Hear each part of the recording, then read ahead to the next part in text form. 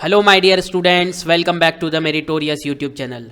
आप लोगों के लिए एग्ज़ाम के करीब में सबसे ज़्यादा डिमांडेबल वीडियो लेकर आया हूँ, धमाकेदार वीडियो लेकर आया हूँ, जिसमें आप लोगों को बताऊँगा कि टॉपर्स किस तरह से एग्जामिनेशन में लिखते हैं। उन कॉपीज़ के ज़रिए से जो टॉपर्स की, मेरिटोरियस बच्चों की जो कॉपीज़ जो है एमपी बोर्ड के द्वारा उनकी साइट्स पर अवेलेबल होती है। जी हाँ, ये वही बच्चे हैं जिन्हें 95% से अबव मार्क्स आए हुए हैं, बल्कि मैं ये कहूँ कि पूरे ही मार्क्स आए हुए हैं। अगर अपन अभी मैं केमिस्ट्री और फिजिक्स, सिर्फ केमिस्ट्री की कॉपी की बात करूँगा, फिजिक्स की और मैथमेटिक्स की अगली वीडियोज़ के अंदर अपन बात करेंगे, लेकिन मैं सिर्फ और सिर्फ अभी केमिस्ट्री की बात करूँगा।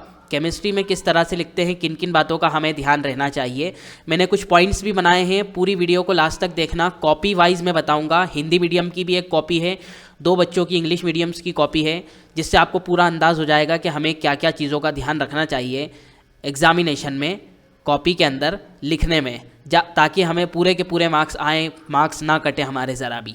तो सबसे पहली चीज़ जो मैंने यहाँ पर लिखी है, आप लोगों के लिए बनाई है, जो पॉइंट आया है सामने, वो ये है कि it should be clear that which questions answer you are writing. कौन से सवाल का जवाब आप लिख रहे हैं, इसे क्लियर करना बहुत ज़रूरी है। अगर हमने उसे क्लियर नहीं किया तो हमें जो है मार्क्स चाहकर भी सामने वाला नहीं दे सकता है। और क्लियर करने से मेरा मतलब ये नहीं है कि क्वेश्चन नंबर जैसे 10 का अपन आंसर लिख रहे हैं तो 10 लिख दिया। 10 में भी अगर और में क्वेश्चन है तो हम और वाला लिख रहे हैं या और के पहले वाला, उसको दर्शाने के 2 तरीके हैं। मैं 3 कॉपीज़ आपके सामने रखूँगा, तीनों से आपको अंदाज़ होगा। तो सबसे जो पहली कॉपी है वो इस बच्चे की है, आप देख सकते हैं। इसने जो है क्या किया है, जैसे एग्जांपल के तौर पर इंग्लिश हिंदी मीडियम की कॉपी है, उत्तर क्रमांक जो है 8, आंसर नंबर 8 अपन डाल सकते हैं। अगर और नहीं है, उसके और वाला नहीं कर रहे हैं, ऊपर वाला ही करना चाहते हैं, तो उत्तर क्रमांक 8 या फिर आंसर नंबर आप 8 डाल दीजिए और ऐसा कैसे ही आंसर लिख दीजिए। लेकिन अगर आप चाहते हैं कि और वाला आंसर लिखना है, मुझे और के नीचे वाला लिखना है, तो आपको ये स्पेसिफाई करना ज़रूरी है कि मैं और के नीचे वाला आंसर लिख रहा हूँ। जैसे उत्तर क्रमांक 11वें सवाल में इस बच्चे ने स्पेसिफाई किया है, क्लियर किया है कि और का आंसर लिखा जा रहा है। क्योंकि अगर आप 11वां सवाल डाल देते हैं और आप और का आंसर लिखते हैं, आप तो ये समझते हैं कि और वाला जो है आंसर चेक होगा, लेकिन ये रूल है कि अगर सिर्फ 11 डाला गया है और स्पेसिफाई नहीं किया गया है कि ऊपर वाला है या नीचे वाला, तो आपका जो है आंसर ये माना जाएगा कि आपने पहले वाले का जवाब दिया है और आपके पूरे मार्क्स कट सकते हैं। दूसरा तरीका ये भी है, मैं आपको बता देता हूँ। जैसे ये बच्चा है, इसको आप देख सकते हैं, इसने भी जो है, जैसे अगर बात करें क्वेश्चन नंबर 9 है ना, आंसर ना लिखें अगर तो क्वेश्चन भी लिख सकते हैं। बस ये जो है साफ हो जाना चाहिए कि हम किस क्वेश्चन का आंसर दे रहे हैं। जैसे क्वेश्चन 10 लिखा है इस बच्चे ने, ठीक है, और सेंटर में लिखा है, बीच में लिखा है। तीनों कॉपी में मुझे एक बात जो है कॉमन लगी है, वो ये है कि सेंटर में बीच में लिखा गया है क्वेश्चन या आंसर नंबर, ठीक है। जैसे एग्जाम्पल के तौर पर 11th का ये और वाला आंसर दे रहा है, ये बच्चा 11th का और वाला दे रहा है, 2019 का ही पेपर है ये, ओके। और जो है 11th का और वाला दे रहा है, तो इसने और लिखा है। दूसरा जो तरीका है वो मैं आपको बताना चाह रहा था। जैसे ये तीसरे बच्चे की कॉपी है, मैं आपके सामने ये रखना चाहूँगा। जैसे एग्जाम्पल के तौर पर इसने सेकंड डाल रखा है, क्वेश्चन नंबर 6 और सेकंड का मतलब हो गया यहाँ पर कि उसने दर्शा दिया है कि मैं और के बाद वाला क्वेश्चन करना चाह रहा हूँ, ठीक है। सेकंड का मतलब ये है कि उसने दर्शा दिया है कि मैं और के बाद वाला क्वेश्चन करना चाह रहा हूँ, तो इट विल बी ओके। तो ये भी ओके है, ये इसमें भी कोई प्रॉब्लम नहीं है, ऐसा भी आप कर सकते हैं। जैसे 7 का सेकंड वाला, अब ये बच्चा जो है एग्जाम्पल के तौर पर 9th क्वेश्चन है, इसका फर्स्ट वाला करना चाह रहा है और से पहले वाला करना चाह रहा है, तो इसने जो है नंबर 1 डाल दिया है और से पहले वाले आंसर के लिए। तो इस तरह से भी आप जो है कर सकते हैं। और बिल्कुल सेंटर में देखो आप, आंसर नंबर किस तरह से क्लियरली लिखा है। हम जो है कोने में लिखते हैं, ठीक है, बहुत से बच्चों की आदत होती है कि वो कोने में लिखते हैं आंसर, जबकि सेंटर में लिखा होना चाहिए, क्लियरली स्पेसिफाई होना चाहिए कि अगला जो है जवाब या अगला क्वेश्चन शुरू हो चुका है, ठीक है। आ रही बात समझ में? अगला क्वेश्चन शुरू हो चुका है, ये स्पेसिफाई होना चाहिए। तो it should be clear that which questions answer you are writing, ठीक है, ये चीज़ क्लियर होना चाहिए। अब दूसरा जो मैं आप लोगों को पॉइंट बता रहा हूँ वो भी महत्वपूर्ण है, बहुत ज़्यादा इंपॉर्टेंट है। हैंड राइटिंग जो है इजीली अंडरस्टैंडेबल होना चाहिए। बहुत से जो है लोग बोलते हैं कि हैंड राइटिंग आपकी पूरी प्योरली जो है कर्सिव होना चाहिए, जबकि ज़रूरी नहीं है, ऐसा कोई रूल नहीं है। आप अलग अलग हैंड राइटिंग भी लिख सकते हैं। ईजिली अंडरस्टैंडेबल होना चाहिए, ईजिली जो है सामने वाले को पढ़ने में आ जाना चाहिए, ताकि जो आपने लिखा है क्लियरली समझ में आए और वो पूरे मार्क्स दे सके और अच्छे से हमारे जवाब को पढ़ सके। जैसे अगर हिंदी की बात करें तो इसकी राइटिंग काफ़ी सुंदर है, काफ़ी अच्छी राइटिंग है, और इसने जो है आप देख सकते हैं एक एक चीज़ जो है, जो भी क्वेश्चन किया गया था वो क्लियरली जो है उसका जवाब दिया है। ओके, तो हैंड राइटिंग जो है आपकी सुंदर होना चाहिए, है ना, ईजीली अंडरस्टैंडेबल होना चाहिए। जैसे मैं दूसरी कॉपी अगर आपको बताऊँ तो इसके अंदर आप देख सकते हैं कि इसने जो है जो राइटिंग लिखी है वो एक नॉर्मल राइटिंग है, बहुत ही ज़्यादा सुंदर अपन नहीं कह सकते हैं, बहुत ज़्यादा क्लियर राइटिंग नहीं कह सकते, बहुत ज़्यादा मतलब ऐसा नहीं कह सकते कि राइटिंग कंपटीशन में ये बच्चा मार्क्स ही लेके आ जाएगा, मतलब फर्स्ट आ जाएगा, ऐसा अपन नहीं कह सकते। बल्कि हम ये कह सकते हैं कि इसकी राइटिंग ओके है, ईजिली अंडरस्टैंडेबल है, पूरी कर्सिव भी नहीं है और पूरी अलग अलग भी नहीं है। जैसा उसको लगा, जिस तरह से उसने ये सोचा कि मेरा जो आंसर है वो अच्छा सही दिखना चाहिए, इजीली अंडरस्टैंडेबल होना चाहिए, बिल्कुल जो है गैप भी जो है 2 वर्ड्स के बीच में गैप्स भी जो है ठीक ठाक छोड़ी गई है यहाँ पर। और उसके अलावा अगर हम बात करें तो जो है काफ़ी जो है साइज़ भी इसकी राइटिंग का जो है, इस बच्चे की राइटिंग का जो साइज़ है वो भी नॉर्मल है, ना ही बहुत ज़्यादा बड़ा है ना ही बहुत ही ज़्यादा छोटा है। तीसरे बच्चे की अगर मैं आप लोगों को कॉपी दिखाऊं तो इसने बहुत ज़्यादा फैला कर लिखने की कोशिश की है।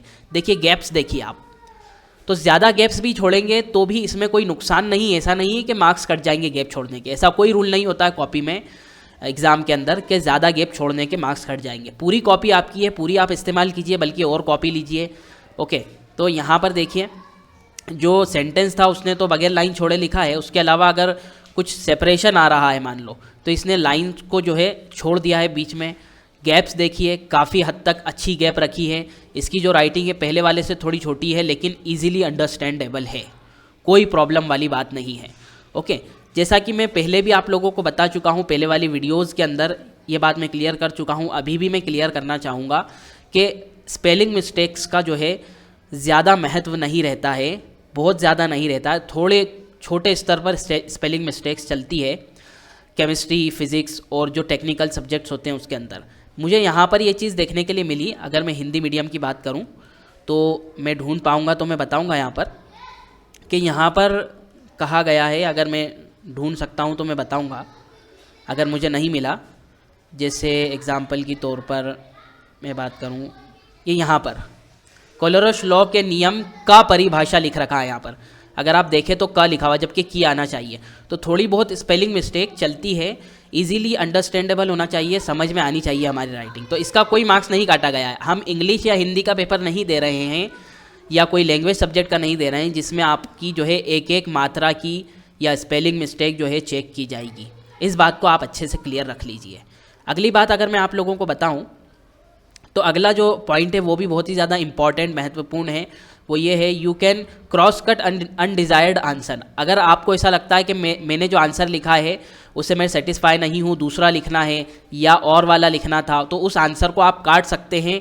उससे बिल्कुल ये नहीं रहेगा कि आपकी कॉपी गंदी दिखेगी तो आपके मार्क्स जो है वहाँ पर काट लिए जाएंगे, नहीं, आप एक क्रॉस लगा दीजिए। जैसे एग्जाम्पल के तौर पर एक बच्चे की मैं कॉपी बताता हूँ, अगर इसकी अगर देखें तो शायद इसने एक भी आंसर नहीं काटा है, लेकिन मैं दूसरे बच्चे की कॉपी बताता हूँ यहाँ पर। तो इसमें अगर आप देखोगे तो ये आंसर कटा हुआ है, ठीक है। इस पूरा जो है इस बच्चे ने खुद ने इस आंसर को काट दिया है। अब ये पता नहीं राइट किस चीज़ के इसमें लगे हुए हैं, हालांकि क्रॉस भी लगे हुए हैं। ये पूरा के पूरा आंसर काट दिया गया है इस बच्चे द्वारा। तो पूरा आंसर अपने को जो है बिल्कुल इस तरह से क्रॉस लगा देना है, और ये क्वेश्चन नंबर भी नहीं दिखना चाहिए, ताकि ऐसा ना हो कि ये वाला जो है चेक हो जाए और आगे अपन जो है इसी का आंसर लिख रहे हो अच्छे तरीके से, तो वो वाला चेक ना हो, क्योंकि पहले वाला हमेशा चेक होता है, बाद वाला अगर हमने सही भी लिखा होगा तो चेक नहीं होगा। तो इस बच्चे ने पूरा काट दिया है, ठीक है, कोई प्रॉब्लम नहीं है इसके अंदर। कुछ नीचे की चीज़ें जो है इसने छोड़ दी है, ठीक है, जो इसको सही लगी थी बीच बीच की। बाकी जो है कुछ थोड़ा डेरिवेशन में इसको लगा था कि ये गलत है, तो वो चीज़ें इसने काट दी है, आप देख सकते हो यहाँ पर। इस तरह से जो है इसने आंसर लिखा है। ओके, उसके अलावा जो है नीचे जो जगह है, ठीक है, मैं आगे आने वाले जो है पॉइंट में इसको कवर करूँगा। जैसे इस बच्चे की भी कॉपी देख लो, अगर इसने कुछ काटा हो तो। हाँ, यहाँ पर देख लीजिए, ये 2 लाइन इसको नहीं अच्छी लग रही थी तो इसने काट दी। ओके, तो पूरा जो है अपन इस तरह से एक लाइन खींचकर उसको जो है बिल्कुल अनक्वालिफाई कर सकते हैं उस आंसर को। सामने वाले को लगेगा कि हाँ ये इसको अभी हमें जो है चेक नहीं करना है। ओके, बिल्कुल इस तरह से वो शेड करने की ज़रूरत नहीं है। वहाँ पर हम सिर्फ जो है इस बात को जो है कंफर्म करें कि वो हमारी तरफ से अनक्वालिफाइड आंसर है, यानी वो हम नहीं लिखना चाह रहे थे।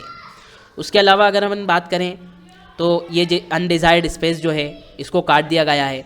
अगर आपको लग रहा है कि कुछ जो है जगह छोड़नी है ना, और थोड़े आगे से मुझे क्वेश्चन को जो है शुरू करना है, या फिर जो है और मैं कुछ लिख सकता हूँ, तो उसकी जगह छोड़ सकते हैं और उस पर क्रॉस लगा सकते हैं, और बाद में जो है उसके नीचे से भी हम शुरू कर सकते हैं, कोई प्रॉब्लम नहीं आएगी। ये देखिए यहाँ पर एक रिएक्शन उससे गलत हो गई थी तो उसने काट दी है यहाँ पर और नए सिरे से दूसरे तरीके से लिखी है। ये मेरिटोरियस बच्चे की कॉपी है, टॉपर बच्चे की कॉपी है, ऐसा नहीं है कि कोई नॉर्मल या एवरेज बच्चे की कॉपी है। तो अपन काट सकते हैं, कोई भी प्रॉब्लम इसके अंदर नहीं आना चाहिए। और कोई भी जो है मार्क्स कटिंग का कोई क्राइटेरिया नहीं होता है कि अगर हमें कोई आंसर पसंद नहीं आ रहा है तो नहीं काटें, ऐसा। अगला जो पॉइंट है कि आप जो है स्पेस छोड़ सकते हैं, पहले ही बता दिया मैंने। जो भी स्पेस आपको ऐसी लग रही है, मान लो एग्जांपल के तौर पर आपको ऐसा लग रहा है कि एक नए पेज से मैं क्वेश्चन को शुरू करना चाह रहा हूँ, जैसे इस बच्चे ने यहाँ तक एक क्वेश्चन लिखा, नए पेज से नया क्वेश्चन शुरू करना चाह रहा था, ये स्टूडेंट नया उत्तर जो है लिखना चाह रहा था, तो ये पूरा के पूरा इसने जो है जगह छोड़ दी है और यहाँ पर PTO भी लिख दिया है। अगर PTO लिख देंगे तो ये बेहतर रहेगा, इससे कंफर्म हो जाता है कि पेज टर्न ओवर, यानी कि आपको आगे आपने कोई चीज़ लिखी होगी, इससे ये चीज़ क्लियर हो जाता है। छोटा यहाँ पर PTO लिख दिया है इस बच्चे ने, ठीक है। तो कोई प्रॉब्लम नहीं है अगर अपन अनडिज़ायर्ड स्पेस, हमें ऐसा लग रहा है कि हमें कुछ जगह छोड़ना चाहिए। पूरी कॉपी हमारी है, एक सप्लीमेंट्री, 2, 3, 4 जितनी सप्लीमेंट्री आप लेना चाहो वहाँ पर आपको मिलेगी, क्योंकि आपने एग्जामिनेशन फ़ीस भरी है और कॉपीज़ आपकी ही हैं। आपको ये समझ के चलना है और कितनी भी जगह हम छोड़ सकते हैं। इसका मतलब ये नहीं है कि बिल्कुल अपन जो है इसका फ़ायदा उठाते हुए कुछ भी नहीं लिख रहे हैं। वहाँ पर ये बात भी चेक होगी कि हाँ आपने कॉपी भरी है कि नहीं भरी है। ओके, तो इस बात को आपको अच्छे से ध्यान रखना है। तो अनडिज़ायर्ड जो स्पेस है आपकी उसे आप छोड़ सकते हैं, सॉरी। फिफ्थ अगर पॉइंट की बात करें तो वो ये है, it will be okay to not write the statement when organic reaction is asked. अगर ऑर्गेनिक क्वेश्चन में ऑर्गेनिक रिएक्शन के बारे में पूछा गया है तो भले ही से हम उसका स्टेटमेंट ना लिखें तो भी चलेगा। जैसे एग्जाम्पल के तौर पर अगर इस बच्चे की बात करें तो इस बच्चे ने जो है ऑर्गेनिक रिएक्शन की बात करें हम, तो सेंड मियर रिएक्शन में ढूंढ के बताता हूँ आपको। जैसे यहाँ पर रिएक्शन जिसने लिखी है, सेंड मियर रिएक्शन, डायरेक्टली रिएक्शन लिख दी है, कोई स्टेटमेंट नहीं लिखा है, उसमें भी पूरे मार्क्स मिलेंगे। ये हमें देखना है कि कितने मार्क्स का क्वेश्चन है और क्या सिर्फ रिएक्शन पूछी गई है। क्वेश्चन में जो है स्पेसिफाई रहेगा कि सिर्फ रिएक्शन पूछी जा रही है कि नहीं, या अगर 4 मार्क्स का क्वेश्चन है, 4 रिएक्शन आ गई है, तो it will be okay that आप सिर्फ जो है इक्वेशंस लिख दीजिए। यहाँ पर सिर्फ सेंड मियर रिएक्शन की एक इक्वेशन लिख दी गई है, ठीक है। स्टीफन जो है रिएक्शन की इक्वेशन लिख दी गई है। उसके अलावा जो है हेलो फॉर्म हॉफमैन जो है ब्रोमाइड रिएक्शन की जो है यहाँ पर लिख दी गई है इक्वेशन। स्टेटमेंट नहीं लिखा गया है तो भी इस बच्चे को होपफुली पूरे मार्क्स मिले हैं। यहाँ पर मार्क्स जो है जब मेरिटोरियस बच्चे की कॉपी साइट पर चढ़ती है, जब मार्क्स छुपा दिए जाते हैं, ये नहीं पता लगता है कि कितने मार्क्स कब दिए गए हैं। बाकी उम्मीद पूरी है कि अगर ये टॉपर बच्चा है तो इसको पूरे मार्क्स मिले होंगे। तो अगर हमें टाइम कम लग रहा है, ऐसा लग रहा है कि टाइम जो है कम बचेगा, तो हम सिर्फ और सिर्फ रिएक्शंस अगर ऑर्गेनिक की है तो उसे अगर लिख के आ जाते हैं तो भी हमारे मार्क्स नहीं कटेंगे, अगर वो रिएक्शन सही है तो, सिर्फ इक्वेशन लिख के आ जाते हैं तो। इस बात को भी अपने को जो है ध्यान में रखते हुए चलना है, ठीक है। जैसे इस बच्चे की बात करें तो इस बच्चे की अगर मैं बात करता हूँ आपसे, तो इसने जो है रिएक्शन के साथ में मेरे को मिक्स आंसर मिले इसके अंदर। जैसे सेंड मियर रिएक्शन में इसने बहुत बड़ा आंसर लिखा है, आंसर भी लिखा है। उसके अलावा सेंड मियर रिएक्शन में अगर क्लोरीन बनाना है तो Cl, ब्रोमीन बनाना है तो Br, अलग अलग तरीके से लिख भी दिया है। यानी इसने सोचा है कि कहीं से भी मेरे मार्क्स नहीं कटना चाहिए। तो होपफुली इसको भी 1 मार्क्स मिला होगा और जो पहले मैंने बताया उसको भी 1 मार्क्स ही मिला होगा। तो इट विल बी ओके कि अगर अपन सिर्फ रिएक्शन लिखेंगे तो भी हमारे को फुल मार्क्स मिलेंगे। इस बात को अपने को ध्यान में रख लेना है। अगला और इम्पॉर्टेंट पॉइंट आ जाता है यहाँ पर कि हम जो है डायरेक्टली फाइनल प्रोडक्ट लिख सकते हैं। एग्जांपल के तौर पर सेंड मियर रिएक्शन जो है 1 से ज़्यादा स्टेप में होती है, लेकिन डायरेक्ट फाइनल जो प्रोडक्ट होता है उसे हम लिख सकते हैं, कोई भी प्रॉब्लम नहीं आएगी। जैसे एग्जांपल के तौर पर इसने डायरेक्ट फाइनल प्रोडक्ट लिख दिया है। इसमें ये जो रिएक्शन है दो या उससे ज़्यादा इसके अंदर होती है, स्टेप्स के अंदर, लेकिन इसने फाइनल प्रोडक्ट लिख दिया। तो नो प्रॉब्लम एट ऑल, कोई प्रॉब्लम नहीं, कोई परेशानी नहीं है, फाइनल प्रोडक्ट भी लिखा जा सकता है। जैसे इस बच्चे की बात करें अपन, तो इसने भी जो है, एक सेकेंड अपन देख लेते हैं यहाँ पर कि इसने जो रिएक्शन लिखी है, इसने भी जो है फाइनल प्रोडक्ट ही लिखा है। जैसे एग्जांपल के तौर पर यहाँ पर मैं सेंड मी रिएक्शन की तरफ आता हूँ, तो इस बच्चे ने भी फाइनल प्रोडक्ट लिखा है, ठीक है। फाइनल प्रोडक्ट यानी स्टेप वाइज नहीं लिखा है इसको, लेकिन इस बच्चे ने जो है स्टेटमेंट भी लिख दिया है। तो स्टेटमेंट जो है लिखना चाहें तो लिख सकते हैं, अगर टाइम कम बचता है तो हम उसको छोड़ भी सकते हैं, कोई प्रॉब्लम नहीं आएगी। अगर नेक्स्ट पॉइंट की अपन बात करते हैं, जो कि बहुत इंपॉर्टेंट पॉइंट है, अगर डायग्राम की जहाँ पर ज़रूरत पड़ती है, ठीक है, वहाँ पर हमें स्पेशली लॉन्ग आंसर में वहाँ पर डायग्राम ज़रूर बनाना है। एग्जाम्पल के तौर पर अगर अपन यहाँ पर बात करते हैं, जैसे यहाँ पर जो है अमोनियम के लिए जो है हेबर प्रोसेस होती है, उसकी क्या क्या चीज़ें लिखी गई है। सबसे पहले देखो रिएक्शन लिखी गई है, उसके बारे में उसका स्टेटमेंट लिखा गया है, डायग्राम बनाया गया है। तो एक एक चीज़ को अपने को ध्यान में रखना है, और ज़रूरी नहीं है कि डायग्राम हम सिर्फ बिल्कुल जो है ऐसा बनाएंगे जैसा बुक के अंदर बना हुआ है। एक स्कीम बतानी पड़ती है, एक स्कीमेटिक डायग्राम बनाना पड़ता है बस, है ना। थोड़ा बहुत जो है मतलब डायग्राम के अंदर थोड़ी, अगर अपन जो है वक्त नहीं है, ज़्यादा वक्त नहीं है, तो हम अगर जल्दी जल्दी भी बना देंगे और पूरी स्कीम बताएंगे वहाँ पर कि किस तरह से जो है हाइड्रोजन और नाइट्रोजन को डाला जाएगा और पंप में जाते हुए, ये अगर स्कीम बता देंगे तो हमें फुल मार्क्स मिलेंगे, कोई भी मार्क्स हमारा जो है कटने वाला नहीं है। ओके, जैसे अगर अपन यहाँ पर इस बच्चे का भी देख ही लेते हैं डायग्राम, तो यहाँ पर जो है ये भी हेबर प्रोसेस है। इसके और ऊपर वाले बच्चे के डायग्राम की अगर अपन बात करें तो उसमें थोड़ा बहुत फ़र्क है। अगर हम देखें यहाँ पर, तो इस बच्चे ने यहाँ पर एक कंडेंसर बनाया है, जबकि इस स्टूडेंट ने वो कंडेंसर नहीं बनाया है। तो थोड़ा बहुत इधर उधर डायग्राम चलेगा, पूरी स्कीम समझाना ज़रूरी है। इस बात का अपने को ध्यान रखना है, कोई भी स्कीमेटिक डायग्राम बना रहे हैं तो उसकी स्कीम पूरी समझ में आ जाना चाहिए। ज़रूरी नहीं है कि हम जो है बिल्कुल एज इट इज़ डायग्राम बनाएंगे। जैसे अभी इस बच्चे का भी अपन डायग्राम देख लेते हैं हेबर प्रोसेस का। तो यहाँ पर अगर हम देखें तो इसने हेबर प्रोसेस नहीं बल्कि दूसरी प्रोसेस है, यहाँ पर कॉन्टैक्ट प्रोसेस का डायग्राम बनाया है।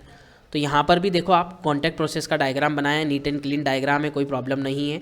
और डायग्राम हमेशा पेंसिल से अपने को बनाना है, इस बात का अपने को ध्यान रखना है। एक इम्पॉर्टेंट लास्ट पॉइंट है जो कि मैं लिखना उसमें भूल गया हूँ, लेकिन मैंने आप लोगों को बताना है वो डायग्राम, वो जो है वो पॉइंट, वो ये है कि क्वेश्चन में जितनी चीज़ें पूछी जाती है हमें सारी चीज़ों का आंसर एक एक करके देते जाना है, तभी हमें फुल मार्क्स मिलेंगे। एग्जाम्पल की तौर पर अगर अपन बात करते हैं यहाँ पर कॉन्टैक्ट प्रोसेस की बात कर लेते हैं। कॉन्टैक्ट अगर प्रोसेस की बात करें तो सबसे पहले जो है प्रिंसिपल पूछा गया था, तो प्रिंसिपल में इसने जो है रिएक्शंस लिख दी। उसके बाद रिएक्शन लिखने के बाद इसने जो है कुछ स्टेटमेंट लिखा कि किस प्रिंसिपल पे कॉन्टैक्ट प्रोसेस काम करती है। स्टेटमेंट के बाद में बनाया लेबल्ड डायग्राम, पूरा जो है स्पेसिफाई करके कि देखो लेबल्ड डायग्राम है ये। उसके बाद में मेन कंपोनेंट्स क्या क्या होते हैं वो लिखे, मेन कंपोनेंट्स क्या क्या होते हैं वो सारे के सारे कंपोनेंट्स लिख दिए।